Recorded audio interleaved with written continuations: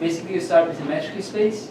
So here we start with R2, and then you take an interval in that space, and you take that interval, like you subtract that interval from your space, and then you just consider that interval as a point. So you're shrinking your interval. You're just pulling it. And so your metric would be defined like this. And the idea is that if you're going from x to y, and this is your interval I that you're shrinking, you would compare your usual Euclidean distance, x minus y, and to another path that would be jumping at some point z on your interval, and then again jumping from another point z prime to y. So, okay, so that's the metric. And so one can show that it's actually a metric space. And so the balls would look like something like this. If you take a point that is on an interval, your balls would be like kind of like dragged out. And if you take a point P that's not on an interval that you're shrinking, your balls are going to be kind of bumpy. If you are close to that, if you're far away, it's just usual Euclidean ball. Okay? And so we generalize this idea and we define Smocked Metric Spaces. And it's motivated by smocking patterns, like on clothes, that sort of stuff. Yeah. So instead of just taking one interval, here we call them stitches. Again, motivated by that idea. We take like a union of them. Again, we subtract it from our original metric space, being R2, and then we consider all of them as points, but each of them has a single point. Right? And yeah, so each of them become a point like any other point in R2. And the metric would become, again, in the same manner, you would take the minimum of all these different distances, and each distance, so each index denotes how many of the intervals you're jumping on.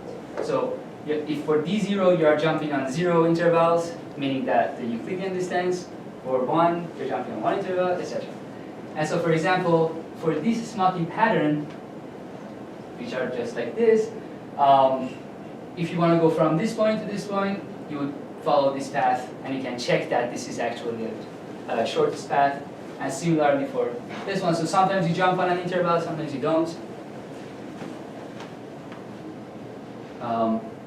Yeah, and so the distance, for example, between this point and basically any point on this interval and any point on this interval would be 1, 2, 3, 4, just by construction. But just a question: you have several ways, several paths? Yeah. It's not necessarily unique. Like you can have multiple shortest paths, and it's really configuration dependent. Like you could have a variety of shortest paths depending on the smocking pattern, and I'll show you more patterns as you want. Yeah, and so the balls would look like, so these are like balls of radii 1, 2, 3 with different colors. So for example, for this pattern, the balls look like this. For a different pattern like this, so you see like it's a different pattern and the balls look differently. And again, for this pattern, another, the balls look different again. And so one point is that the stitches don't have to be intervals. They just need to be compact connected sets, and you need them to kind of stay away from each other. And I'll make that more precise in a later slide. Okay, and so what we want to do is to look at the asymptotic behavior of our metric space. So we want to, informally, we want to we have a metric space and like a Smocked metric space, and we want to see how our unit balls behave as we go farther and farther away. And so what, more precisely, we consider like unit balls and start rescaling our stitches, okay? And so, for example, for that smocking pattern, you would generate a sequence. Say, like if you are each time you are dividing the length of m by 2, right? Around this point, like around the center. It kind of depends on the point and the rescaling that you're doing you would get such a sequence of unit balls, and again, like in some sense, it hints that there is some idea of convergence. For this is a different pattern, it's plus. Again, we see that like the unit ball is approaching something, similar for this pattern. And so we want to make this, the idea of this limit, so we are rescaling by r, we want to make it more precise, right? So that's why we want to define Gromov-Hausdorff distance. And so the Gromov-Hausdorff distance is defined like this. So it doesn't have to be manifolds. It's true for compact metric spaces, but it needs to be compact. So you have two different compact metric spaces, M1 and M2, and then you map these two using distance preserving maps, phi, like phi1 and phi2, so they're distance preserving, to a larger space Z, right? And then now these two are subsets of your larger metric space, and now we can talk about Hausdorff distance, because Hausdorff distance is defined for subsets of the same metric space. Okay, so we take the infimum over all such maps, all such distance preserving maps, and all such larger spaces. Okay, but I haven't told you anything before telling you what the Hausdorff distance is. So the Hausdorff distance is basically you consider these two subsets, and you take tubular neighborhoods of so you take R tubular neighborhood of this subset of metric space, so that it contains the other subset, and similarly the other way. Okay, and you take the infimum over that. So for example, in this image, this is Z, right? It's color coded, so that's M1, that's the image of M1, and that's the image of M2. And then you're just considering like tubular neighborhood of this one that contains that, and the other way around. So, yeah. And it's intrinsic because, like, I mean, it's written Gromov-Hausdorff has intrinsic Hausdorff distance because, like, it really doesn't matter on the space that you're mapping it into. So we are like dropping that dependence. Okay.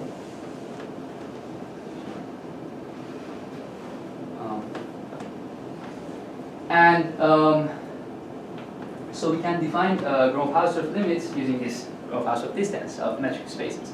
So the sequences that we look at, I mean, this is a general definition, but the sequences that we look at are just rescaling of the same metric space. And this, again, metric space is a Smocked metric space. So it's a very specific example of this kind of convergence. And so basically you have a sequence of compact metric spaces, and you say that it converges to a metric space x infinity d infinity in the Gromov-Hausdorff sense, if and only if there exists epsilon j almost isometries, phi j, where epsilon j goes to 0. And by epsilon j almost isometries, we mean epsilon j almost distance preserving maps, right? So you take like 2 points in your target space and compare the distance to the preimage of them under these phi j's, and you want that to be less than some epsilon j for all of the points. And you also want it to be epsilon j almost onto, which that's the idea. And so, for example, here, I mean, this is not a Smocked space. This is just an example of this definition. You have like say just consider two sphere, or it could be anything. You have two sphere with a bump, and the bump is getting narrower and narrower, right? And then you can show that in the Gromov-Hausdorff sense, it converges to a sphere with an interval attached to it. Okay, and here we have the torus. So these edges are identified, and it's getting, so the meridian radius is getting smaller and smaller, and then you see that in this sense it goes to S1. Okay.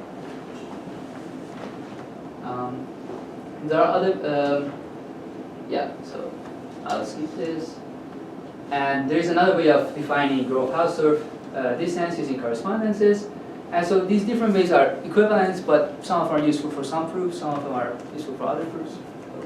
I'm not going to spend too much time on them. And these are examples of these sequences for Riemannian manifolds.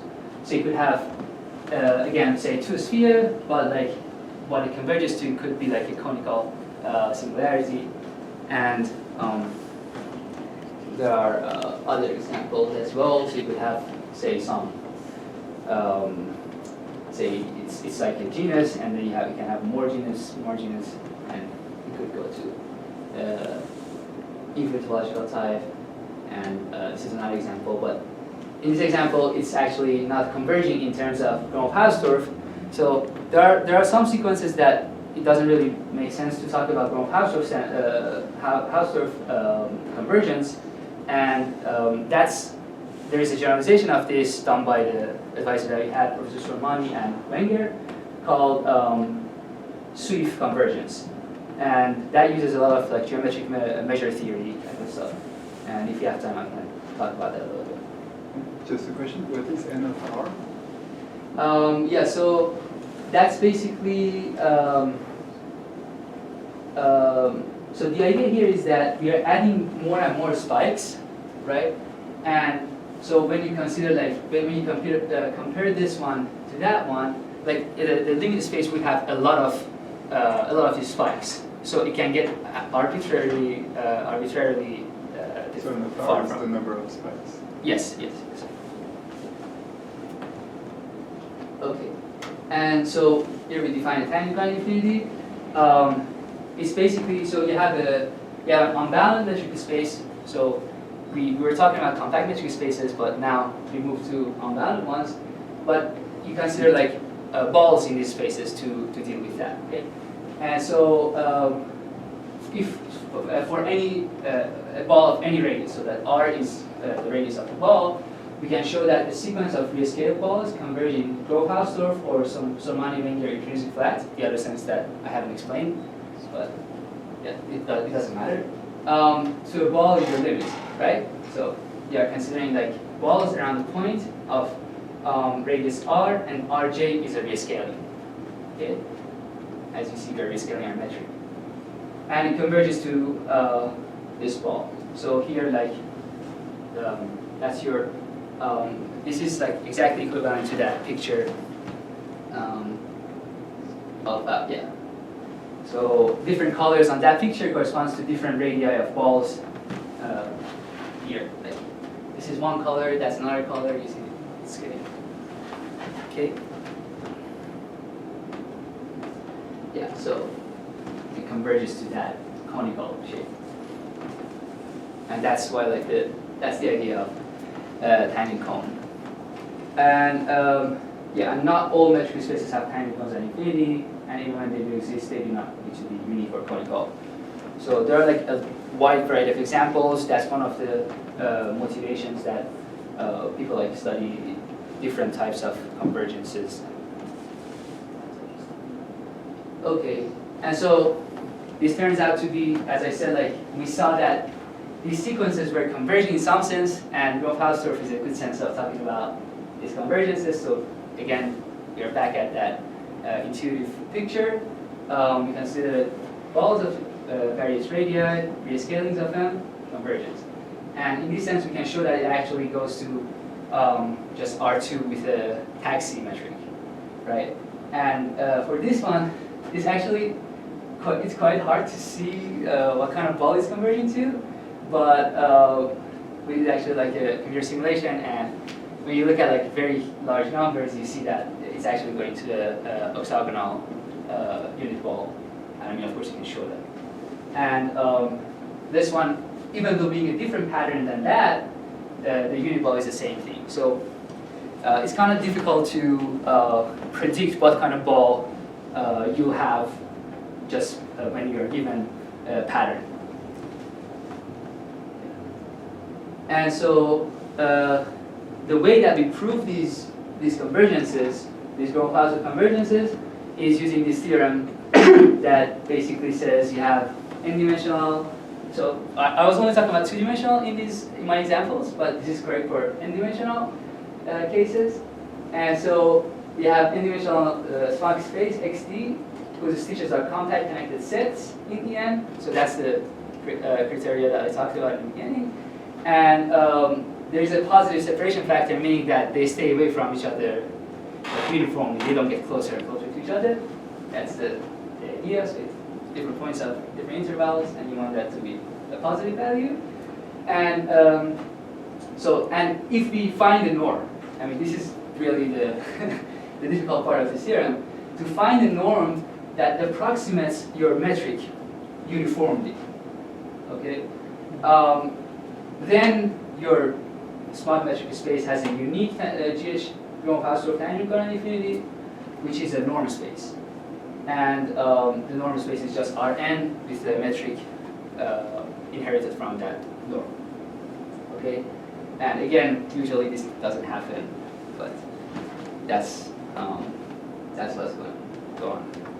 And so all these things are in a paper that we have in the first paper, and another paper for the Swift type of convergence is gonna come sometime soon. Yep, that's it.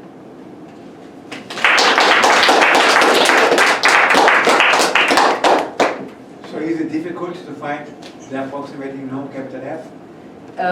Yes, in general it's difficult, but like in specific examples, if you can guess what it's converging to, then yeah, you can like write it down and.